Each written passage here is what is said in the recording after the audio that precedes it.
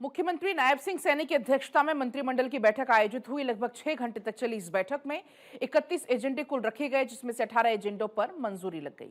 दरअसल बैठक में हरियाणा स्वास्थ्य विभाग की फार्मासिस्ट ग्रुप सी सेवा नियम 1998 के संशोधन को मंजूरी दे दी गई है। इसका उद्देश्य पूरे राज्य में कर्मचारियों की कमी को दूर करना और स्वास्थ्य सेवा वितरण में सुधार करना है। मुख्यमंत्री नायब सिंह सैनी ने बताया, वर्ष 2021 में फार्मासिस्ट के पद का नाम बदलकर फार्मेसी अधिकारी किए जाने के बाद न्यूनतम योग्यता को बढ़ाकर फार्मेसी में स्नातक डिग्री यानी बैचलर्स डिग्री कर दिया गया था। साथ ही अस्पताल आधारित फार्मेसी सेवाओं में अनिवार्य 6 महीने के प्रशिक्षण की शर्त भी जोड़ दी गई थी।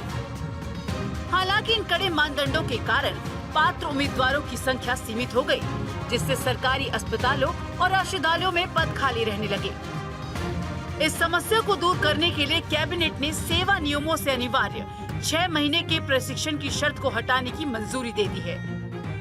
उम्मीद है कि इस कदम से पात्र उम्मीदवारों का दायरा काफी बढ़ जाएगा और भर्ती प्रक्रिया में तेजी आएगी। खाद्य एवं औषधि प्रशासन सेवा नियमों में संशोधन को मंजूरी दी गई है। ये संशोधन उपयुक्त पदों के लिए पात्रता शर्तों को संशोधित करते हैं, जिनमें शैक्षणिक योग्यताएं और पेशेवर अनुभव की आवश्यकताएं शामिल हैं। इनका उद्देश्य यह सुनिश्चित करना है कि इन पदों पर नियुक्ति कर्मियों के पास आधुनिक तकनीकी विशेषज्ञता हो और वे खाद्य सुरक्षा तथा औषधि विनियमन के क्षेत्र में उभरती चुनौतियों से निपटने के लिए बेहतर रूप से तैयार हो। मुख्यमंत्री नायब सिंह सैनी ने बताया, मंत्रिमंडल की बैठक में राज्य सरकार के कर्मचारियों के ऋण पोर्टफोलियो को पंजाब नेशनल बैंक से वापस राज्य सरकार के पास पुराने सिस्टम के अनुसार स्थानांतरित करने के प्रस्ताव को मंजूरी प्रदान की गई। जो हमारे हरियाणा सरकार के कर्मचारी को दिए जाने वाले अग्रिम ऋण की व्यवस्था को और सरल एवं पारदर्शी बनाने का निर्णय लिया है। 2016 से लागू व्यवस्था के तहत ये ऋण पंजाब नेशनल बैंक के माध्यम से दिए जा रहे थे, जिसे अब पुनः राज्य सरकार के पुराने सिस्टम में लाया जाएगा। मुख्यमंत्री ने बताया, अब मंत्रिमंडल ने कर्मचारियों को नए ऋण वितरण के लिए पुराने सिस्टम को 2 चरणों में पुनः लागू करने को मंजूरी दे दी है। स्वीकृति के अनुसार राज्य बजट से कर्मचारियों को सीधे ऋण वितरण 1 जून 2026 से शुरू किया जाएगा। इसके लिए वित्तीय वर्ष 2026-27 में 375.52 करोड़ रुपए का बजट प्रावधान पहले ही किया जा चुका है, ताकि 1 जून 2026 से कर्मचारियों को सीधे ऋण प्रदान किए जा सके। पीएनबी के माध्यम से 1 जून 2026 से नए ऋण देना बंद कर दिया जाएगा। साथ ही 31 मई 2026 तक के लिए सभी मौजूदा ऋणों का भुगतान कर्मचारी द्वारा पीएनबी को पुनर्समय योजना प्रक्रिया पूरी होने तक किया जाता रहेगा।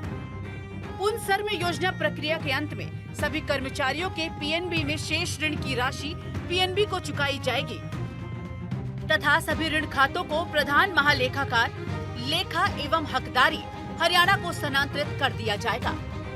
वर्तमान प्रणाली कुछ प्रमुख कठिनाइयों का कारण बन रही थी। राज्य सरकार कर्मचारियों को सीधे ऋण देना शुरू करेगी। वर्ष 2026-27 के लिए 375.52 करोड़ रुपए का बजट का प्रावधान किया जा चुका है। मुख्यमंत्री ने कहा, मिडिल ईस्ट में चल रहे युद्ध के कारण पूरे विश्व में एलपीजी गैस की समस्या आ रही है। इस समस्या से पूरी दुनिया प्रभावित हो रही है। इसीलिए सरकार ने ये निर्णय लिया है कि एलपीजी के स्थान पर पीएनजी के कनेक्शन उपयोग में लाए जाएं। वर्तमान में राज्य में 5 लाख पीएनजी कनेक्शन धारक है, लेकिन 2 लाख के करीब उपभोक्ता इसका उपयोग नहीं कर रहे।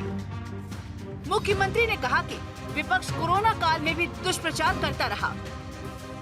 विश्व स्तर पर आई समस्या से निजात पाने के लिए सहयोग की भावना से कार्य करना चाहिए।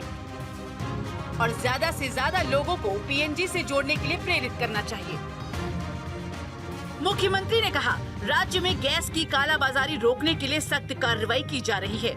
इसके अलावा सोलर चूल्हा, इलेक्ट्रिक प्लेट और चूल्हा आदि को वैकल्पिक उपयोग के तौर पर इस्तेमाल करना चाहिए। उन्होंने कहा कि 10 कंपनियों द्वारा पीएनजी सप्लाई दी जा रही है। चंडीगढ़ से डॉक्टर थानेश्वर शर्मा की रिपोर्ट।